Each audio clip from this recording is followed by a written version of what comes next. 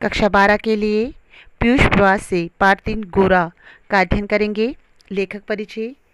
महादेवी वर्मा हिंदी के छायावादी काव्य आंदोलन के 4 प्रमुख स्तंभों में से है। इनकी कविता में वेदना और करुणा की प्रधानता है। इन्हें आधुनिक युग की मीरा भी कहा जाता है। महादेवी वर्मा की चिंतन वृत्ति साहित्य और समाज दोनों दिशाओं में प्रभावित हुई है। उनका व्यक्तित्व सरलता, उदारता, स्वयंशीलता, आत्मीयता एवं सात्विकता से ओतप्रोत है। उन्होंने हिंदी संस्मरण और रेखाचित्र विधा का अप्रतिम ऊंचाई दी। महादेवी वर्मा का गद्य एवं भाषा की दृष्टि से अनुपम है। उनकी प्रमुख रचनाएं इस प्रकार है: कविता संग्रह निहार, रशीम, नीरजा, सांध्य गीत, दीपशिखा, यामा आदि। संस्मरण एवं रेखाचित्र अतीत के चलचित्र, स्मृति की रेखाएं, पथ के साथी, मेरा परिवार। निबंध संग्रह है श्रृंखला की कड़िया, साहित्यकार की आस्था एवं अन्य निबंध। पाठ परिचय। गोरा रेखाचित्र में गाय के अंतरंग एवं बाह्य सौंदर्य के साथ मानवीय सेंधा का रेखांकन है।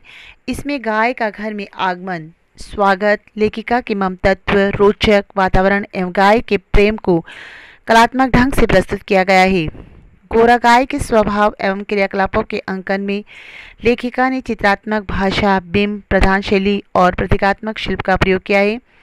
अंतिम वाक्य, आहा मेरा गोपालक देश, संपूर्ण रेखाचित्र का मार्मिक कथन है, जिसमें लेखिका की ममता उमड़ पड़ती है तो मानवीय संवेदना भी तड़प उठती है। गोरा मेरी बहन के घर पली हुई गाय की वयसंधि तक पहुंची हुई बच्चिया थी, अर्थात किशोरावस्था तक पहुंची हुई बच्चिया थी। उसे इतने स्नेह और दुलार से पाला गया था कि वे अन्य गोवत्साओं से कुछ विशिष्ट हो गई थी।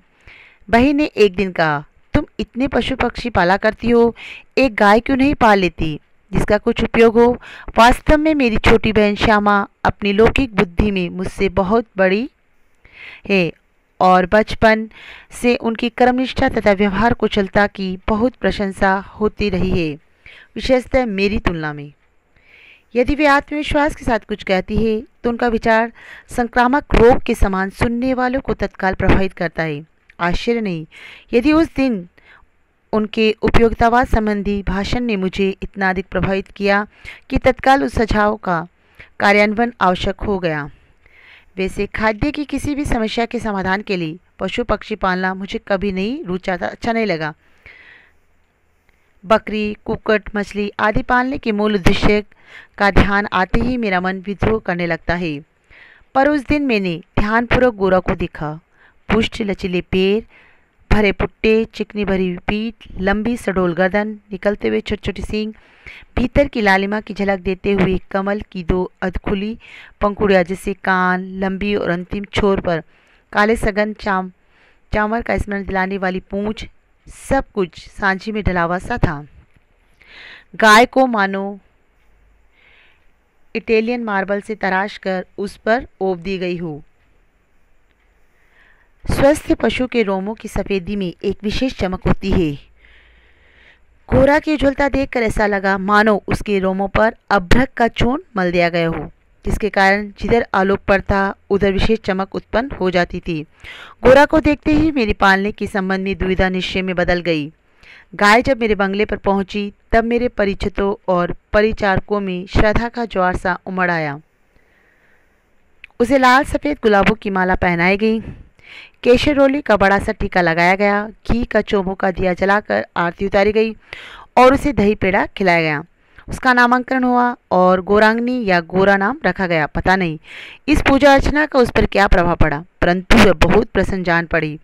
उसकी बड़ी चमकीली और काली आंखों में जब आरती के दिए की लो प्रतिफलित होकर झिलमिलाने लगी तब कहीं दियों का भ्रम होने लगा।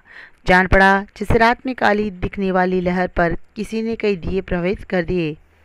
गोरा वास्तव में बहुत प्रिय दर्शन थी, विशेषतः उसकी काली बिलोरी आंखों का तरल सौंदर्य तो दृष्टि को बांध कर स्थिर कर देता था। चौड़े उज्ज्वल माथे और लंबे तथा सांझे में ढले हुए से मुख पर आंखें बर्फ में नीचे जल के कुंडों के समान लगती थी। उनमें एक अनोखा विश्वास का भाव रहता था।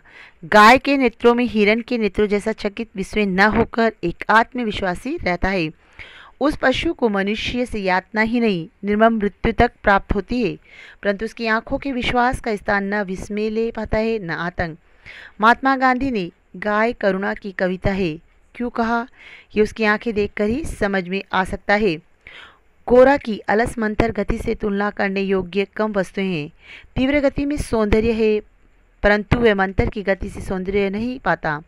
बाण की तीव्र गति क्षण भर के लिए दृष्टि में चकाचौंध उत्पन्न कर सकती है, परंतु मंद समीर से फूल का अपने वृंत पर होले होले हिलना दृष्टि का उत्सव है। कुछ ही दिनों में यह सबसे इतनी हिल मिल गई कि अन्य पशु पक्षी उसकी लघुता और उसकी विशालता का अंतर भूल गए। कुत्ते बिल्ली उसके पेट के नीचे और पैरों के बीच में खेलने लगे। पक्षी उसकी पीठ और माथे पर बैठकर उसके कान तथा आंखें खुजलाने लगे। वह भी स्थिर खड़ी रहकर और आंखें मूंद कर मानो उनके संपर्क सुख की अनुभूति में खो जाती थी। हम सबको वह आवाज़ से ही नहीं, पैर की आहट से भी पहचान लेगी। समय का इतना अधिक बोध उसे हो गया था कि मोटर के फाटक में प्रवेश करते ही वह बोबो की ध्वनि से हमें पुकारने लगती। चाय नाश्ता तथा भोजन के समय से भी वह परिचित थी कि थोड़ी ही देर में कुछ पाने की प्रतीक्षा करने के उपरांत रंभा रंभा कर घर सिर पर उठा लेती थी। उसका हमसे सहचारी जनित लगाव मानवीय स्नेह के समान ही निकटता चाहता था। निकट जाने पर वह सहलाने के लिए गर्दन बढ़ा देती, हाथ फेरने पर अपना मुख आश्वस्त भाव से कंधे पर रखकर आंखें मूंद लेती। जब उससे दूर जाने लगते तब गर्दन घुमा घुमा कर देखती रहती। आवश्यकता के लिए तो उसके पास एक ही ध्वनि थी, परंतु उल्लास, दुख, उदासीनता, आकुलता आदि की अनेक छाया छवियाँ उसकी बड़ी और काली आंखों में तैरा करती थी।